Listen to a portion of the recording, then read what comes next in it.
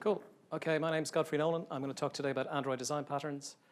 We're recording this for posterity, so I want you to make as many loud noises as you possibly can just to see what we could do. No cursing, I've been told, no cursing, which for me, being Irish, is not exactly the easiest thing in the universe. So we're going to talk about Android design patterns. Can I ask a question? Who is actually using something similar to this in the real world? Whoa, lots of people. What are you using? MVVM. Okay, nobody doing MVC anymore, I presume, are you? A little bit, maybe. What I'm basically trying to do is, it's kind of an odd talk. I am collecting all the bits and pieces of information that I've been able to find through my research over the last couple of years for all the different talks that are out there for MVC, MVP, MVVM. And then we'll talk about clean as well, because everything is sort of moving towards clean now.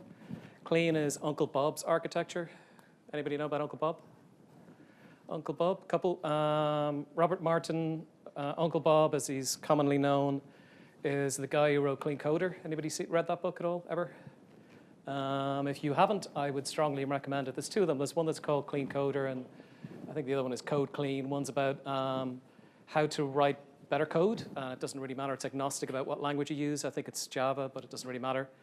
And then the other one is about how to be successful as a software developer. Both are cool. So what I've done in each of the slides, and I am the world's greatest procrastinator, as people on the last talk I was in just before lunch will tell you. So I put the slides, I sent the slides to Katie, and they should be up right now. So they should be there. Anybody got any questions as we talk? Please feel free to interrupt. I like to have as interactive as possible, although I know it's kind of hard after you've just had a big wad of sugar with your ice cream that you just had. Each of the talks that, each of the things that I reference, I have a talk that I found that I thought was particularly good. So there's a link at the bottom left-hand corner of the slide. So if you're looking for more information, that's where to go. This one came from an Android Dev Summit, which was last year, the year before. It's probably 18 months now. And what they were doing was talking about using MVC and a little bit of MVP, and then they were using MVC along with React. So you can do things, you don't just have to use MVC or MVP or MVVM. You can use them in conjunction with other design patterns. And when you get to clean, which we get to towards the end, which is Uncle Bob's the kind of gold standard of design patterns. When we get to that, you'll see that on the front end of that, they're using an MVP. So none of this is squeaky clean, and I guess it depends on what you guys are trying to do, what makes most sense for you. Some of these, I haven't used Cairngorm or Flux, so I don't know if anybody's ever used any of those. So what are we trying to do here? Are we just trying to use a design pattern because you heard about it in AnDevCon and you thought it might make a good reason to start using a design pattern because everybody else is using it? Well, really what we're trying to do is solve the same problem that everybody else is trying to solve when they're doing software development, not just Android developers, which is to try and make our code scalable so that we can add lots of new features without having to get to the point where somebody says, hey, let's rewrite it in Kotlin because there's just so much stuff happened with the code and it's got so big and it's such a huge amorphous blob that we can't pull it apart anymore, so let's just rewrite it. So you want to make sure it's scalable, so you want to use a design pattern to be able to decouple a lot of what you're trying to do. You want to make it maintainable so that if somebody comes in, if there's a weird esoteric defect or just any defect, you want to make sure that somebody is able to open up your code and to be able to find where the code is and to be able to make a change and not have to worry about that change having any ripple effects with other pieces of the code. So you want it to be maintainable so that a defect is finished in 4 hours instead of 4 days, that kind of thing. And then also for testing. So as you decouple your app, as you move different pieces of code into different areas and make it more of a plain old Java object so you can test it with just standard unit testing. So you want to make sure that the code that you're writing is easily testable. So if you put everything in your activities, it's going to make it harder for people to test, whereas if you separate out some of your code into different classes, it's going to make it easier.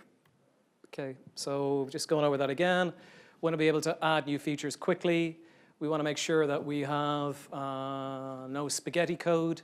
So we don't want to have objects referencing backwards and forwards, bouncing around all over the place, to make it really hard to follow what the code is. And don't cross the streams. It's back to Ghostbusters, because after all, that's what it is. Everything goes back to Ghostbusters. And then testing, you want to make it easy to mock. You want to make sure that if somebody wants to test an individual part of your code, that they're able to mock out the two interfaces. So for example, if you're calling a database, you want to make sure that you're able to mock out the database really easy. You want to make sure that you're mocking out the view, and you want to make sure that your business objects can be tested, because maybe that's what you're focused on. Or if you want to test a specific, get payment, if you want to test that, you want to make sure that you're able to mock out whatever web service that you're calling, so that you don't have to worry about any network interactions. And you do that by separating your code using something like a design pattern. And the other thing that's really cool as well about design patterns is when, I just saw it the other day, it was sometimes you get this this thing of beauty moment where you get to see somebody's code when you're interviewing them, or if you're taking over somebody else's project. For me, it was just I was interviewing somebody and I asked just to see a GitHub sample, and I could see that he'd done his code in a MVP.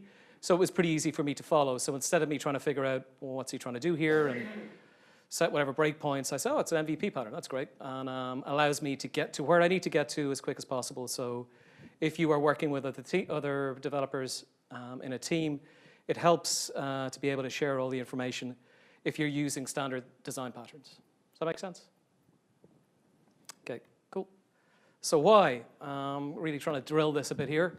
Easier to add new features, easier to understand, like I just said, easier to police. Yeah, so I'm a business owner now, so that's what I do. I have all these developers working for me, and what I want to make sure is that we've done this a few times in the past, we're getting much better at it now. We would have a team that was a rock star, so we could put them on the best project ever, and guaranteed we'd get really good results at the other end. But we've got about 6 teams, so what do I do with my other 5 teams? How do I make sure that they are doing things in a way that I think is going to make sure that we have continuing work from whoever our clients are? Our business model is such that we look for our first client, and it's our first project from a client, usually pretty small. So we want to make sure that we're getting the second job and the third job, so that we can make some money. So the way that we do that is we have to create some consistency across all teams, not just your best players, not just your A team. You got to make sure that all the team is doing what it needs to do in order to be able to make sure that as a company you survive, or as a developer you survive. There's lots of other things going on, like people offshoring code, or just people coming in at lower margins. Lots of things happen that you need to be as competitive as possible. So in order to be competitive, you have to police your code in some way. But you don't want to do that in an offensive way. You want to do it in a way that makes more sense. So one of the ways of doing that is by using design patterns so that people know what the rules of engagement are. It's not fair to tell somebody that you should have done it this way if you haven't explained what the rules of engagement were. And things like MVP and clean architectures and MVVM allow us to set up those rules of engagement so that people will know that when they get to a code review stage that they're going to need to have it in some sort of architecture that everybody else is writing to, instead of crossing the streams or writing code that's all in the activities. I do, as part of the work that we do a lot of security work, so we're forever pulling down people's APKs, and decompiling them, reverse engineering them, looking to see what people are using. Yes, everybody uses Square. Yep, they do. It's over and over again. That's what we see.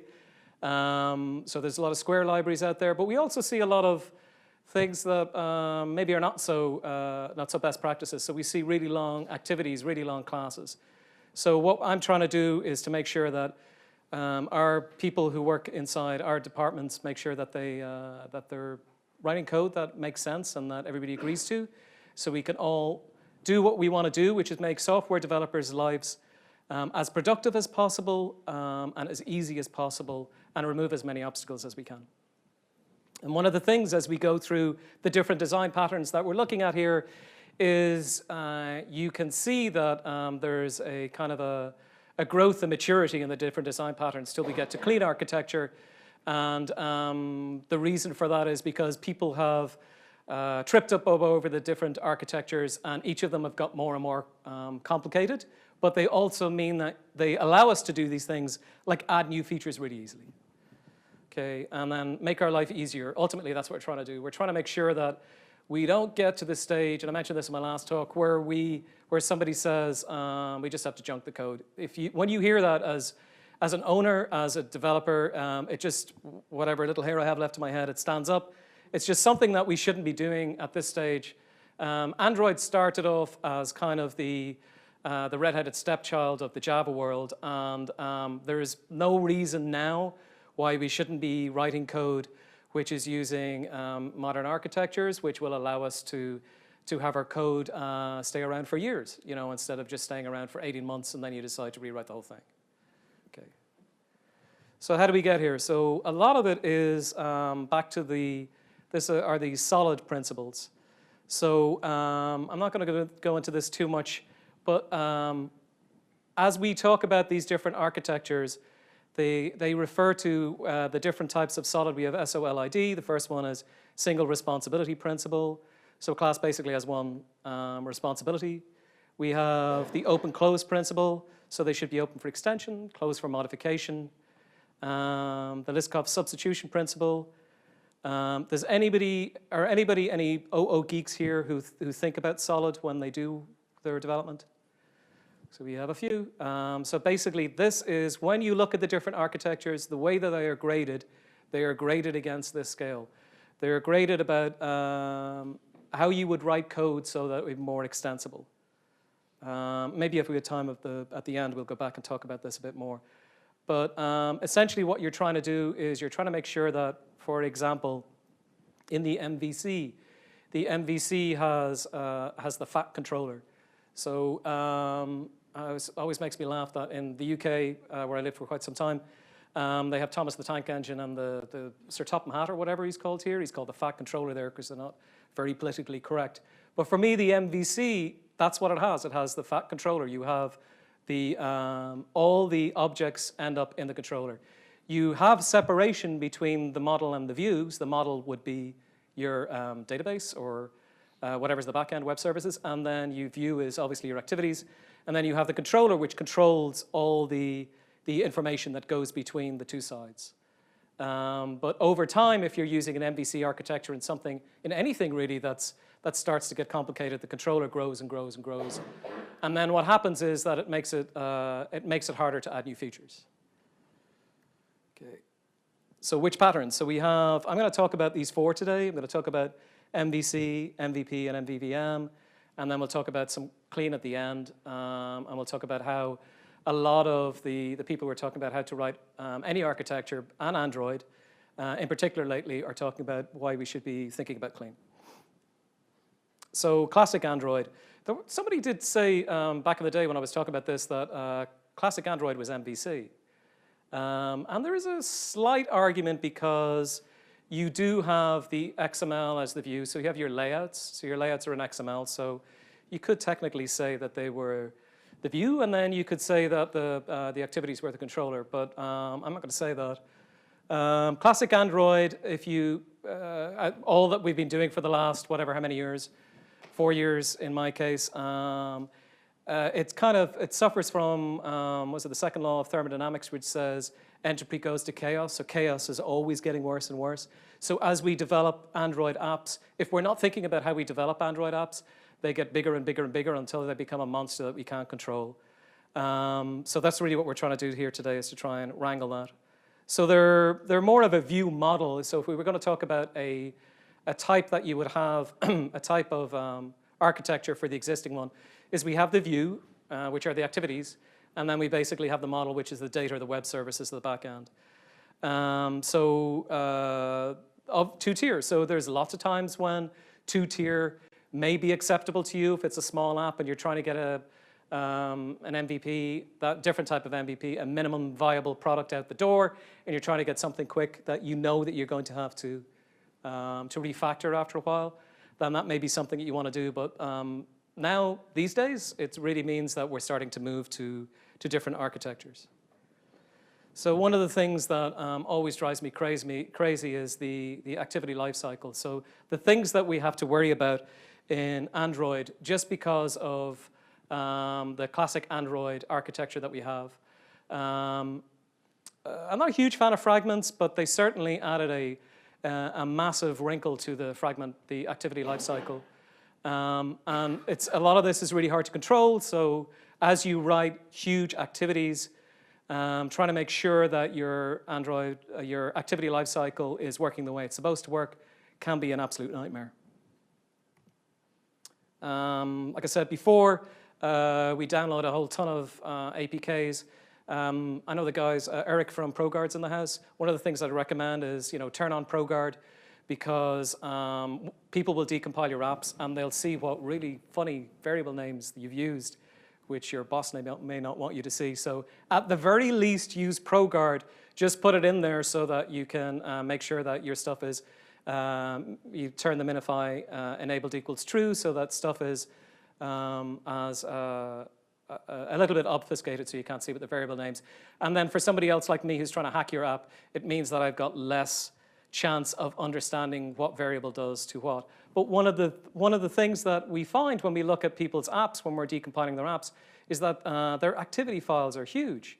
So on fairly big, major apps, you'll see when there are some apps from airlines that we've seen are using just basic classic Android, and over the period of time they've grown to massive lengths, and they have really long activities. One of the things that we use is that we use SonarQube, but it's a static code analyzer, and what that does is, in our case, we just measure the size of the file, so it sets up an alert if your file is going to be too big. So you might want to think about using some sort of static code analyzers like SonarQube or Kobatura, so that will take care of making sure that your activities don't get too large, and gives you notification when things are looking like they're going to start to become unmanageable. Okay, so classic Android, as we'd say in Ireland, better the devil you know. That's what we're used to. That's what we've used for years. So it's easy to get going in Android. It's easy to start to get up and running. Unfortunately, on the con side, we have that activities and fragments quickly become large. We get bloated activities, and it can be very painful to make changes or add new features. So ultimately, the logic ends up in activities. I know that some people are moving it outside of the activities, but even when I look at a lot of the Android sample apps, I know they're sample apps, but a lot of the code is in the activities. So if we can get the code out of the activities, it's going to make our life much easier when we try to do unit testing. Like I said, I don't believe classic Android is MVC. Just doesn't work for me. So MVC, so we have model view controller. Here we are again. If you want to, I had to go back a bit further to find some information on MVC apps, because there's not many people using them out there. But essentially what you do is that the user invokes an action on the controller. The controller executes the task, either notifies the controller or notifies the view directly of any changes. And then the view can sometimes talk directly to the model, ask for changes, and then it updates the model. So here's a quick and dirty app that is out there for MVC. What this is doing is it's adding a product to a shopping cart, and then from the shopping cart, it's displaying with the shopping cart. As in the end, when you check out, it's showing everything that's in your shopping cart, and then at the end, you can ask for your payment. So the methods that are called here is we click add to cart, and then the controller does set products, and then from the controller, we do my products add, and then it returns the cart to refresh the screen. So what I try to do is put some of the code up here. So basically what's happening is it's calling the controller directly here from the view. So the controller is essentially setting and is taking all the information that's requested from the view and passing it onto the model. And then the model is passing back the information from the controller and then passing that back up to the view. So this is from the view side. When the button is clicked, it's saying, can you get my cart? And then saying, once if, excuse me, If it's, when it gets the cart, it sets the products, and then there's just a little toast message that says if you've added something that's already in the cart or if you haven't. The controller in this case is quite simple.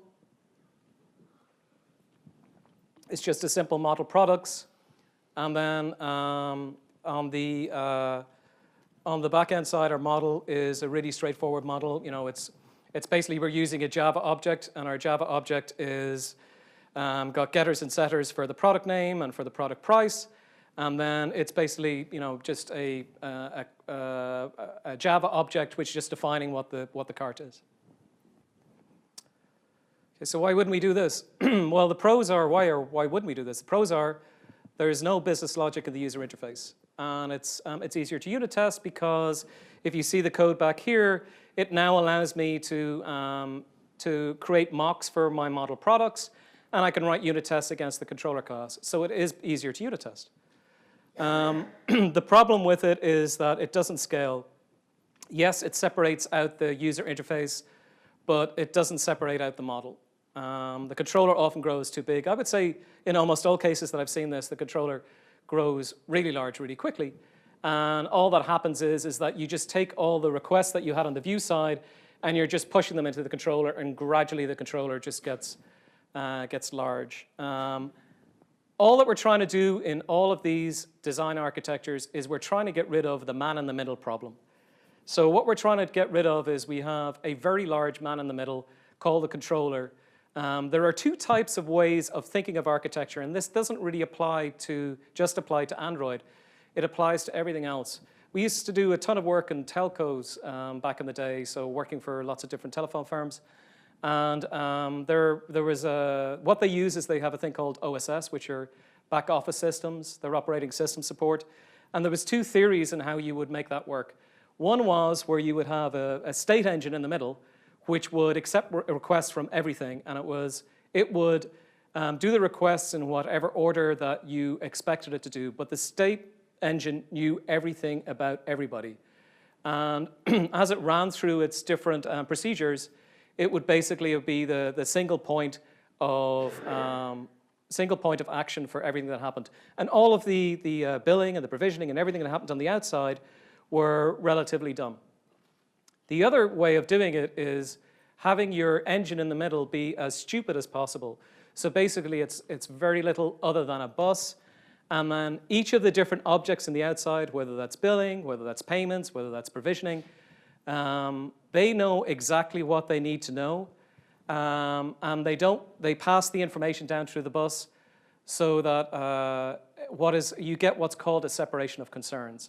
So essentially what you have is you have an architecture which each of the different modules or components knows what they need to do in order to do their job, and then you have a very simple central controller which will pass on the information to everything else. And essentially, that's what we're trying to do with architectures. What we're trying to get away from is the fat controller and get to the simplest possible state engine in the middle so it can pass the information around. And the reason that you try to do that is because it allows you to plug and play with your different modules. So if you don't do that and you change a billing system, or you change a provisioning system, or you change a payment system, it has dramatic effects on the rest of what you're trying to do, which means that over a period of time, it will take you, instead of it taking a day to do a defect, it'll start to be the 4 days, and then that'll start to go into the 2 weeks, and then you end in a situation where your development organization is no longer effective. So that's what we're trying to say. So the controller often grows too big. So this violates the single responsibility and interface segregation solid principles. So the single responsibility is it should be responsible for one thing and one thing only.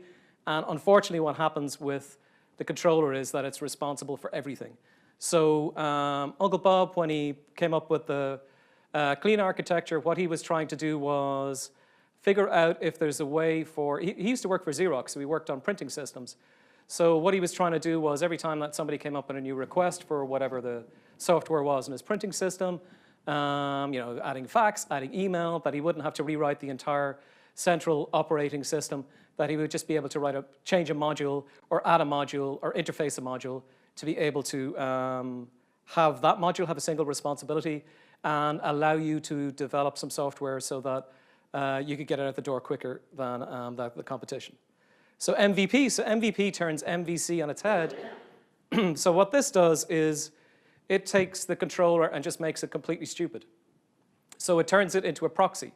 So instead of it being the fat controller, now you have a really thin presenter. And for a lot of cases, this will work. So for some people who want to use an MVP, where you now have separation between the model and the view, you'll notice here, unlike in the MVC, that there is actually no communication between the view and the model, whereas in MVC we had it. Everything goes through the presenter. So in theory, that should make it easier for us to mock out what we're doing on the view side or the model side. So if we have to test anything on the model, we can mock out the presenter. If we have to test anything in the presenter, we can mock out the view and mock out the model.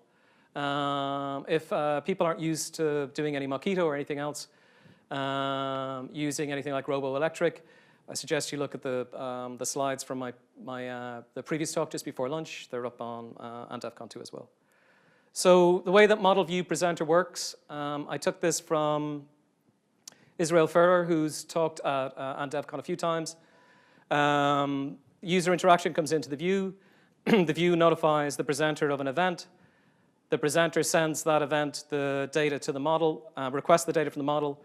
The model passes it back to the presenter, and then the presenter updates the user interface. So as we go through all these different architectures, what you're going to find is the level of abstraction starts to increase. So basically what's happening is you're calling one object to call another object, and that object returns the information to the central object, which is the presenter, and the presenter passes that to the view. So sometimes it sounds like we're going through an awful lot of hoops in order to be able to do something very simple. But the reason that we're trying to go through all these hoops is because somebody's going to change your database at the end. Somebody's going to go, hey, we don't want to use Oracle anymore because the licenses are too high, and we want to go to MySQL, or hey, we don't use MySQL anymore because we want to go to an enterprise database. So that's what happens. So somebody changes something on the back end. If you have too much connection between the front and the back end, you have to rewrite a large part of the app. So what we're trying to do is just rewrite the model bit or just rewrite the view bit. Maybe we want to go to a whole different system, and we want to have an Android front end. We're going to have a different front end.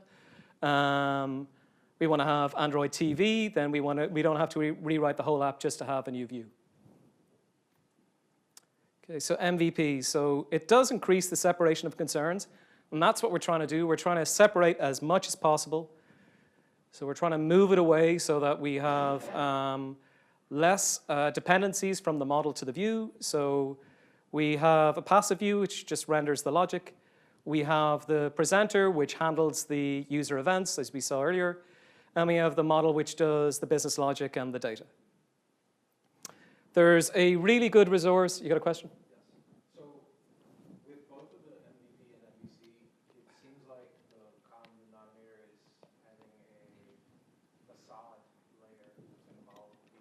Well, MVP, yeah, would be a facade, yeah. Well, okay, so why isn't MVC doing that? Why isn't the controller considered a facade? I kind of interrupted your question. I wouldn't consider it a facade, but what were you going to ask about MVC and MVP? So basically, I would ask if they're both, does the implementation matter? It seems like the goal is to separate the model and the view. I'm sorry, the model and the view. And so if you have a facade layer, does it matter what that specific layer is doing? It does matter because if the controller gets too big, it's basically where all your business objects are. The only one, I'm kind of saving the story for the end. The only one that really works here and separates everything out is the clean architecture. To give the game away. Each of these things, the MVP and the MVC, have their own idiosyncrasies that when you use them on real-world applications, the connections between the front and the back end are just really too strong. So your separation of concerns, you could get away with it sometimes because your app maybe, for example, you have a backend system which is a payment system. So it's our a Visa system, taking information from Visa or whatever, sending out credit card. But when somebody adds PayPal, which happened to us recently, your whole world falls apart because your model has changed. Your model is pushing all the way down to the view. And really that's what you're trying to do. You're trying to make sure that as you change your app, that the ramifications, the ripple effect are minimized as possible. So you have a facade, but you need more than a facade. You need to have interactors between whatever your backend system is and your view, so that the ramifications of changing some of the backend have less of a ripple effect upstream.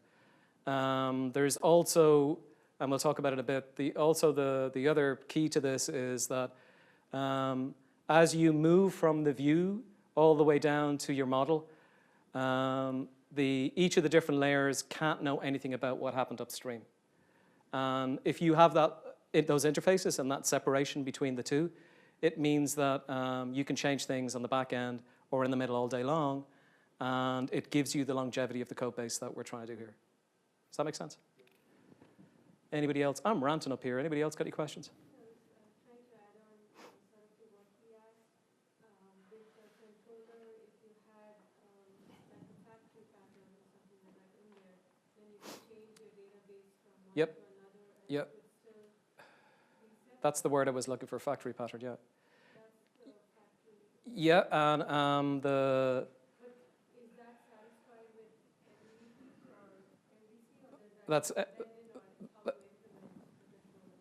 in my opinion, whatever works for you is what's correct, okay? But what happens is that as time changes, if you think that your application is going to get more complicated, if you go for the factory pattern, there are new requirements that appear on whatever. If it's a daily basis, you have to go to an architecture that's flexible.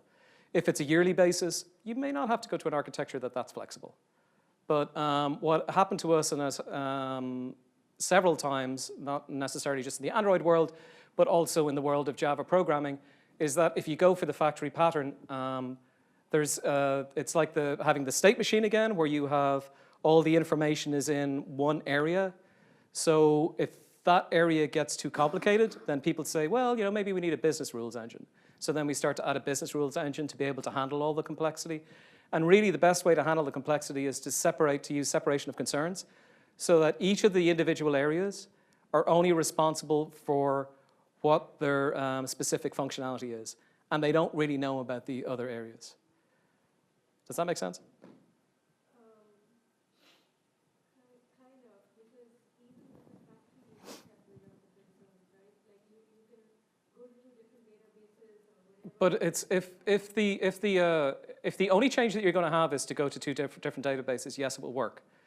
But if somebody has a change that if you go to Mongo, you'd probably be okay. If you go to a NoSQL database, it'd probably work. But then if somebody changes it so it's going to a web service and it's going to a SOAP web service, I don't know if it'll work. It might, but as the level of complexity changes, just with one of the things I really love about America is people love to change their mind. They really do. And it keeps me in business, and I hope it never changes.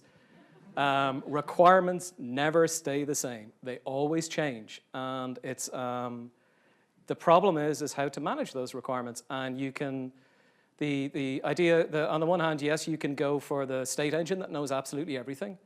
And many people have gone that route, and it's been relatively successful.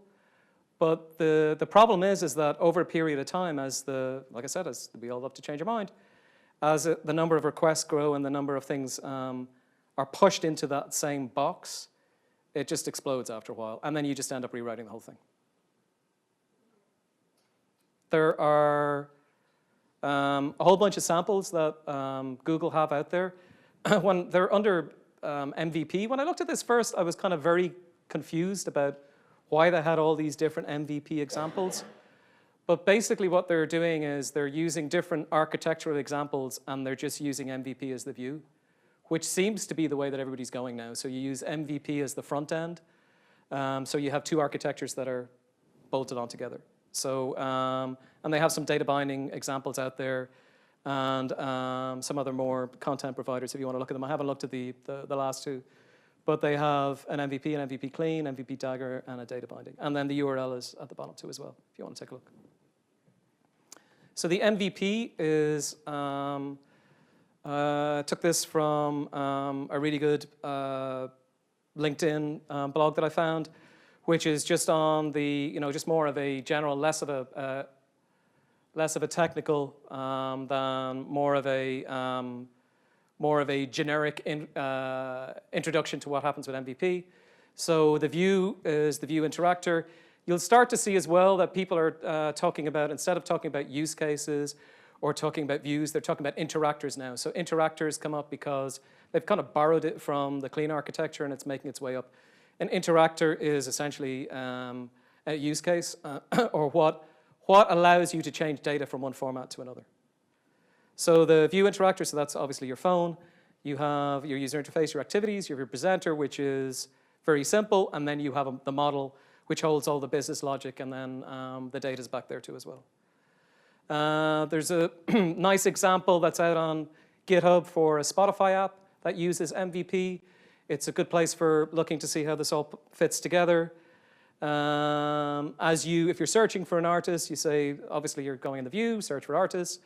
It calls on search artist, load data from API, and then it delivers the entities and renders the artist. So to look at the code itself, I think is pretty good. So we have, we're starting to see a lot more interfaces in here now. So basically what happens is that you have your, at the top you have your MVP view, which is going with the things that you can do. So you have show loading, hide loading, render artists.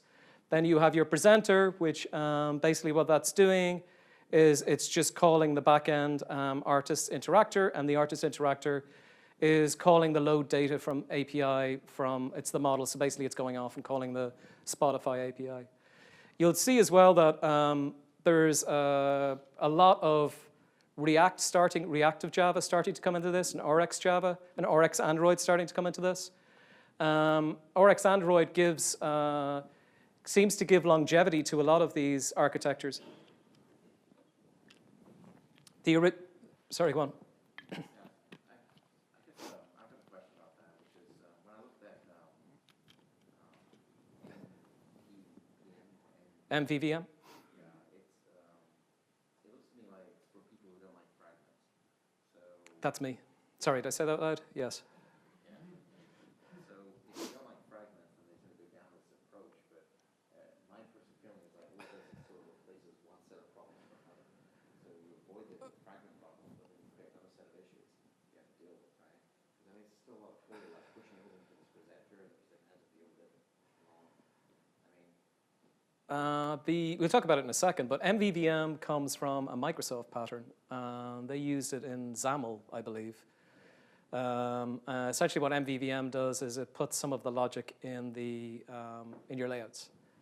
So I don't really have much of an opinion either way on MVVM, to be honest.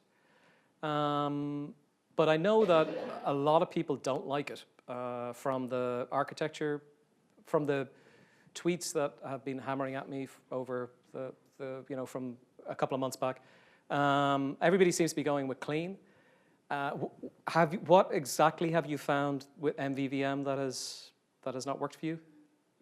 I don't find it specifically, but it seems to be like I know where the issues are with fragments and activities. Yep. So as long as I don't tread on those and I use my fragments for just the GUI and just the interaction, and I keep the activities very clear as well for just loading the fragments. I keep all the logic out of the activity fragments into separate services, then it works and it's clean. Yep. It's a success. When I go down this approach, it seems to be like I'm just trying to avoid fragments. I'm just writing more code to just get my performance. Yeah, I don't get the payback. I don't think that the uptake on MVVM has been as much as Google and Android expected. I got to ask the question, who's using MVVM? I use it in C#. Yeah, Xamarin. So it's all Xamarin, that's what you're using it for? Because is it just easier to use in the Microsoft space because it's originally a Microsoft? Yeah, well, it's backed by all of the data binding libraries that are available with .NET, so it's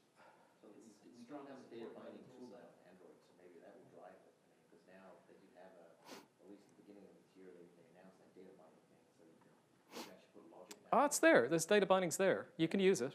I haven't seen the uptake.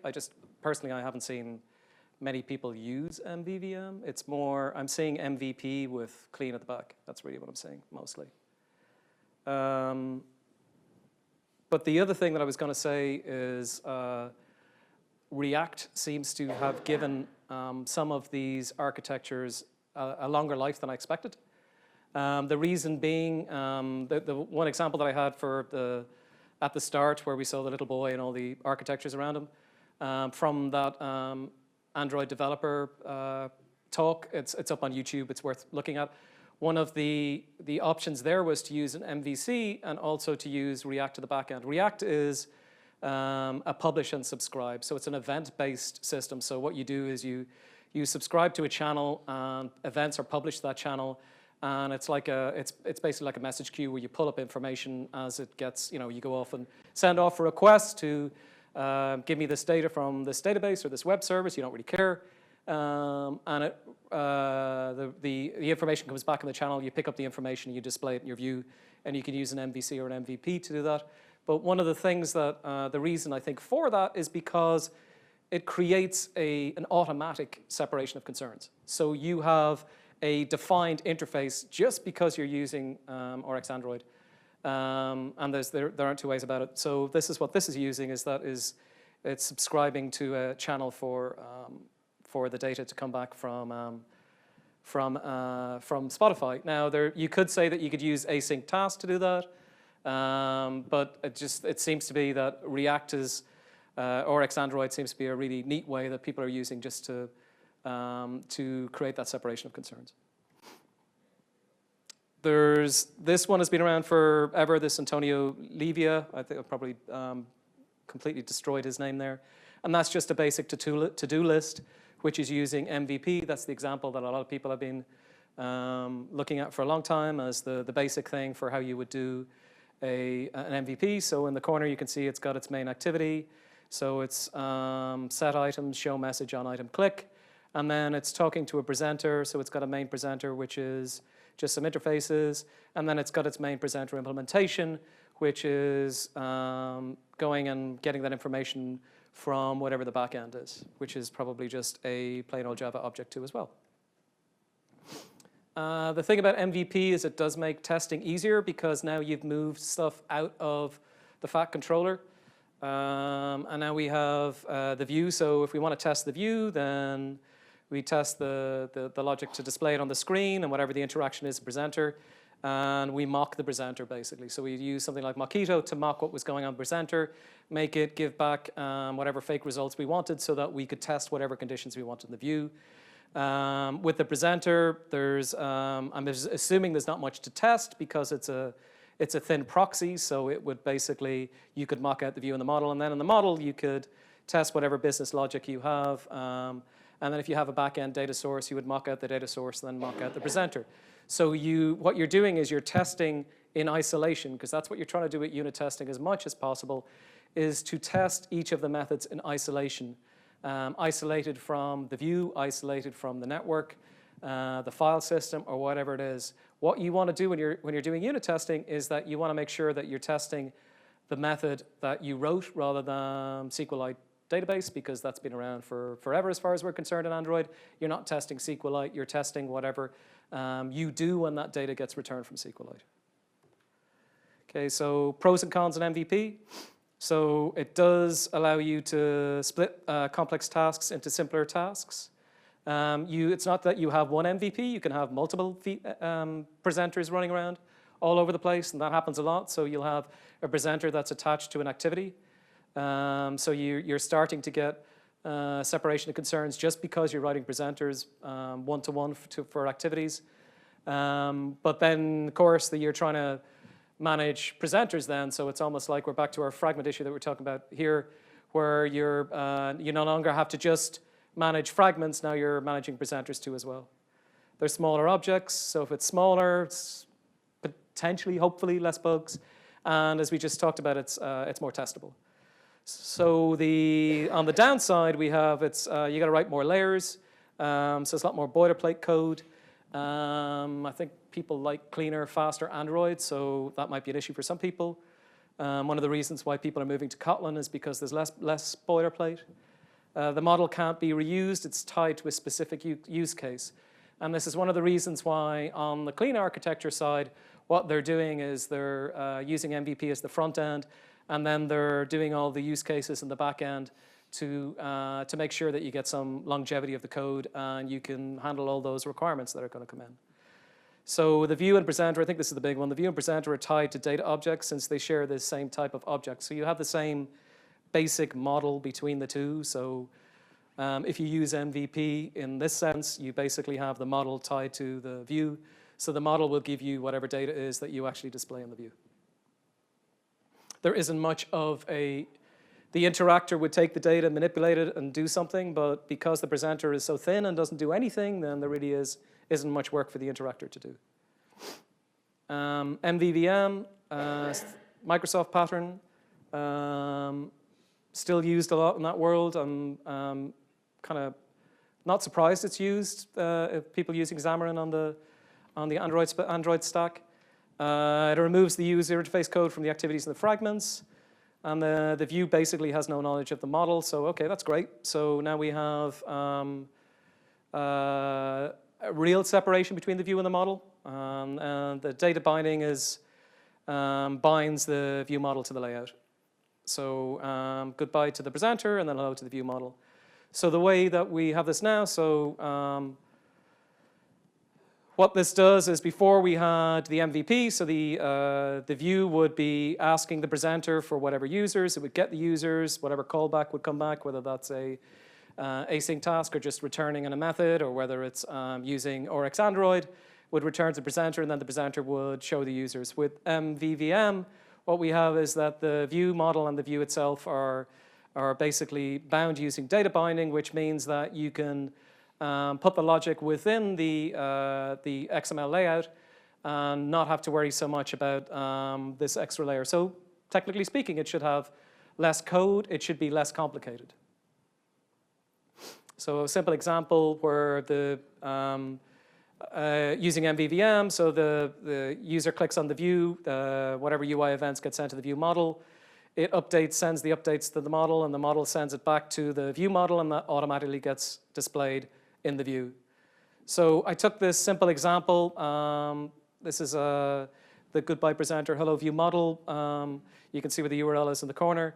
And what this is doing is that you have just a very basic login screen, and it's using data binding. So it's using data binding to see if the user is a returning user or a new user. So based on whether you choose whether it's a returning user or a new user, it will display the email or not display the email. So all I'm trying to show here is just how we can put some logic in the actual layout itself. And then we have it just updates the view depending on whether they've clicked the returning user or the new user. So the advantages, first-party library, it's a stretch here because I'm not a big user of MVVM. Compile time checking, their presentation layer is in XML. Yeah, so now we do really have, just like in the XAML world, the presentation layer is in XML. It's testable, and there is less code, so you don't need any more butter knife anymore, so you don't have to worry about. One of the things that always weirds me out when I do Android activities are just all the text views and all the castings that you have to do. So I've used butter knife a lot to get around that, and then MVVM would allow you to go to the next level too again. Cons are data binding isn't always appropriate, so we still have, by the very definition of the word, binding. So there is a huge connection between whatever your data is and whatever your view is. And then it violates solid, and view model is still the middleman. So we can't get away from the middleman yet because we still have most of the logic in the view model. So we're back to our fat controller again. Talked a little bit about Reactive, Oryx Java, Oryx Android. It's not really an architecture, but it is used in many other architectures. And it's an event-based publish and subscribe model. So here it's just a do large computation and return me the answer when you're finished. So like I said, what you do is you can set up channels. You subscribe to the channel, you send off your request on the channel, and it sends back the answer. And the interesting thing about this is that it does create the separation of concerns. So if you have an RX Android architecture, a React architecture, it does mean that you're now in a queue-based world, so that you won't be able to do the spaghetti code to write directly to whatever the backend system is, because you, just by the nature of the way that reactive architectures work, that you're subscribing to the channel and receiving information from the channel. For some people, this gets them where they need to get to. I took this from the Android Dev Summit. So what they were showing here was that they just have a simple app, and they were using it with RX Java to be able to make sure that that they had the separation between the view and whatever the backend model was. So in this case, they're, it's a little chat app. So as you're talking on the chat app, you're waiting for whatever comes back on your channel, so that you can display it, and it just displays as the information comes in. Okay, now I'm going to go into clean architecture. Is anybody using clean architecture yet? Okay. I think this is kind of where it's going.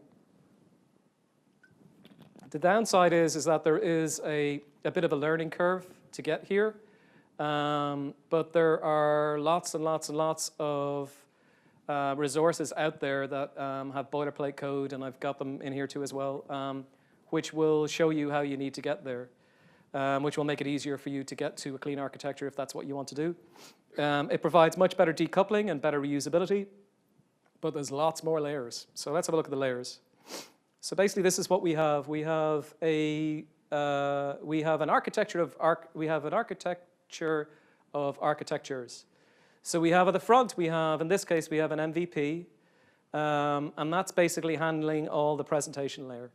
We have interactors. So interactors are the different use cases. So for example, let's take an example. This is a bank.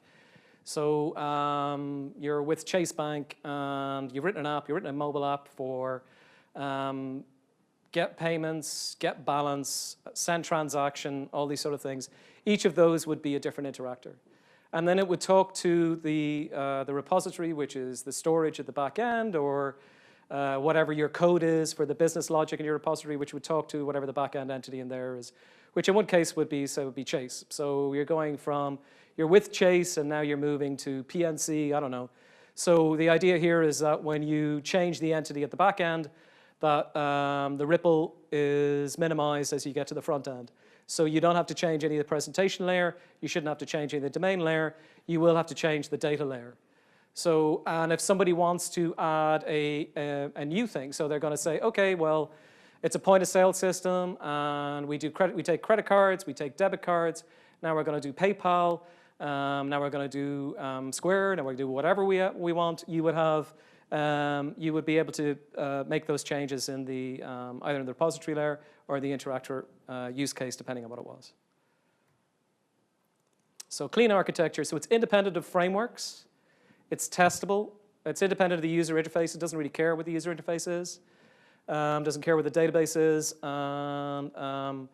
It's independent of any external agency, and it's decoupled. It's independent of Android. It's independent of Java. It doesn't care. So it doesn't matter what you do.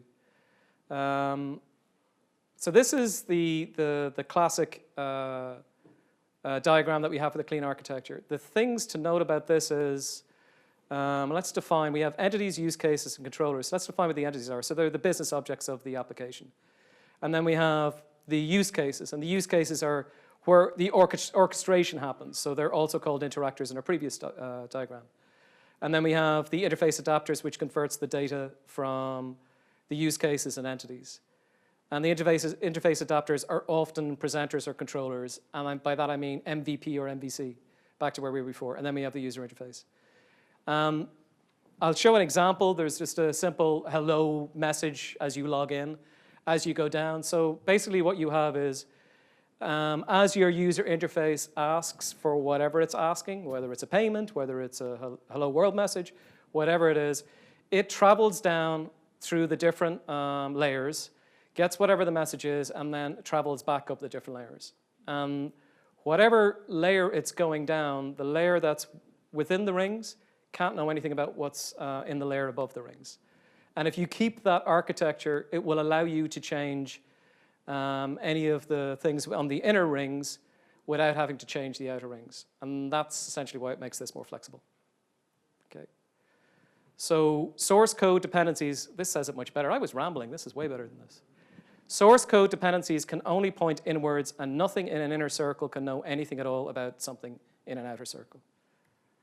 Okay, there's another link here, which is very good if you want to start looking at this, which goes in a lot more detail than I'm talking about today, which talks about, we have our presentation layer, we have our domain layer, and we have our data layer. So our presentation layer is an MVP. In a lot of cases, it's back to where we were right at the start. We have an architecture of architectures. The domain layer is your business objects, excuse the typo, our interactor implementations. So this is plain old Java objects. And then on the back end, we have repositories. So say, for example, if a user is, you want to know if the user's logged in. So the first thing you do is, I don't know, you check the shared preferences to see if it's set to say that the user is logged in. Or then the next thing you do is you check the database to see if there's a flag that's set that the user's logged in. Maybe the third thing that you do is check the cloud to see if these users logged in. So this will allow you to, the flexibility to check whatever you want, or the flexibility to add whatever you want to the back end without having any impacts on the upper layer. So I know this is kind of, it's the end of the day, it's a bit hard to understand. So we'll have a simple example. So the simple example is, we're going to greet the user with a message when the app starts, where the message is stored in the database. And we have a summary of calls. And a lot of times, this is where people go, well, why on earth would I do this? Why wouldn't I just write the call to display the message? And that's really up to you guys, whether you want to accept this level of indirection to take an architecture like this that would provide the flexibility for this to be a decoupled architecture, or whether you think it's just too much overhead. And like I said, there is a bit of a learning curve here, but I think it's worth it, especially if you're writing real-world applications that have changing requirements. So we have a main activity, which calls a main presenter, which calls a welcoming interactor, which calls the welcome message repository, which is just whatever the message is that we're going to display. And then it gets the message, and then it uses callbacks to go to the welcoming interactor, which then passes it to the main presenter, which then passes it to the main activity, and then just displays what the message is. So we're going to walk through how this is, so that you can get a feel for the number of calls that you need to make to do a clean architecture. So we're starting off. This is the main activity. We're going to say, call the presenter. The presenter says, hey, let's start with a welcome message. So the presenter says, okay, I'm going to create my interactor. I'm going to call my new interactor, and it's going to execute that interactor. And then we have the interactor, which is basically just got a run method, which is saying, okay, it's polling for this information, and the information says, it says, go get me this message, gets the welcome message. So then we have the welcome message, which is welcome friend. It uses a sleep so that it can just pretend that it's got some network lag, backwards and forwards, and then it returns the messages. So then the welcoming interactor will capture the message if it gets the message back, or it may fail. So let's assume that it's working. So the presenter will then get the message, hide whatever the progress is, display the welcome message, and then the activity gets back again. Okay, and that's our summary of calls. So, am I crazy? Is this too much? Is it just callbacks all the way back?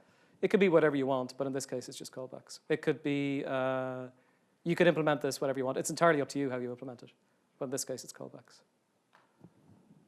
So the way that it goes is it goes outer, mid, core, outer, core, mid, outer.